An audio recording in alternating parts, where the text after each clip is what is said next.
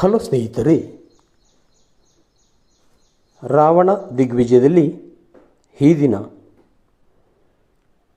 ಕುಂಭಕರ್ಣ ಹಾಗೂ ವಿಭೀಷಣರ ವಿವಾಹದ ಬಗ್ಗೆ ತಿಳಿಸಿಕೊಡ್ತಾ ಇದ್ದೇನೆ. ರಾವಣನು ಲಂಕಾ ಪಟ್ಟಣದಲ್ಲಿ ಸುಖವಾಗಿರುವಾಗ ಅವನ ತಮ್ಮಂದಿರಿಗೆ ಸಹ ಮದುವೆಯನ್ನು ಮಾಡಬಯಸಿದನು. ಸುಮಾಲಿಯೊಂದಿಗೆ ವಿವಿಧ ಕಡೆಗಳಲ್ಲಿ ಹುಡುಕಿ ಯೋಗ್ಯರಾದ ಕನ್ಯೆಯರನ್ನು ಆರಿಸಿದನು. ಕುಂಭಕರ್ಣನಿಗೆ ಪುರೋಚನ ಮಗಳಾದ ಜ್ವತಿ ಎಂಬುವಳನ್ನು ತಂದು ವಿವಾಹ ಮಾಡಿಸಿದನು. ವಿಭೀಷಣನಿಗೆ ದೈಲೂಷನೆಂಬ ಗಂಧರ್ವನ ಮಗಳಾದ ಸರಮೆಯನ್ನು ಮದುವೆ ಮಾಡಿಸಿದನು. ಪುರೋಚನ ದೈಲೂಷರು ವೈಭವದಿಂದ ವೈದಿಕ ವಿಧಿಯಂತೆ ಮಕ್ಕಳ ಮದುವೆ ಮಾಡಿ ಅಳಿಯಂದರಿಗೆ ಬಹು ವಿಧದ ಕಾಣಿಕೆಗಳನ್ನು ನೀಡಿದರು. ವಿವಾಹದ ಮಹೋತ್ಸವದ ನಂತರದಲ್ಲಿ ಬಂದ ಅತಿಥಿ ಅಭ್ಯಾಗತರು ಬೀಗರು ತಮ್ಮ ತಮ್ಮ ಮನೆಗಳಿಗೆ ಹೊರಟು ಹೋದರು.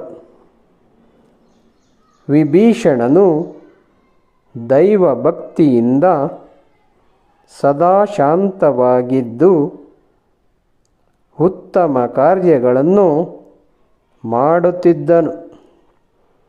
ಕುಂಭಕರ್ಣನು ಬ್ರಹ್ಮನ ವರದ ಪ್ರಭಾವದಿಂದಾಗಿ ರಾವಣನಲ್ಲಿಗೆ ಬಂದು, ಅಣ್ಣ, ನಾನು ಅತಿ ನಿದ್ರಾವೇಗದಿಂದ ಸಹಿಸಲಾರದೆ ಹೋಗಿದ್ದೇನೆ.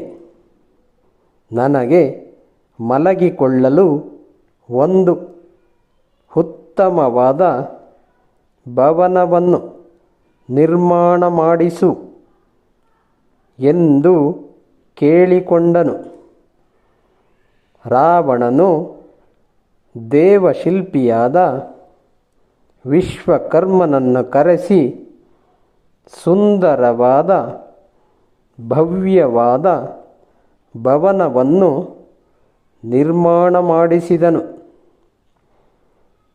ಕುಂಭಕರ್ಣನು ಆ ಭವನದಲ್ಲಿ 6 ತಿಂಗಳವರೆಗೆ ಸತತ ನಿದ್ರೆ ಮಾಡುತ್ತಿದ್ದನು.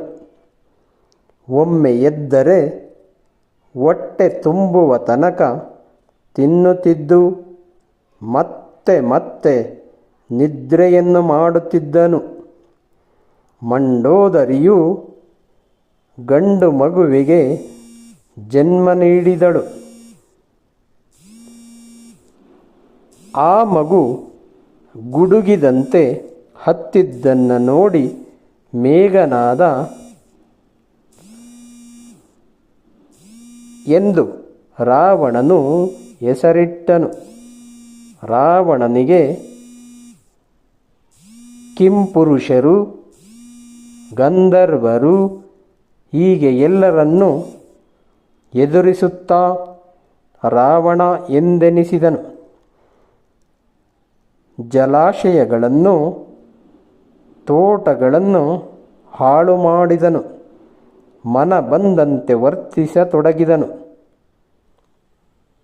ಸ್ನೇಹಿತರೆ, ನಮ್ಮ ಶ್ರೀರಂಗ TV ಚಾನಲನ್ನು ಸಬ್ಸ್ಕ್ರೈಬ್ ಮಾಡಿ.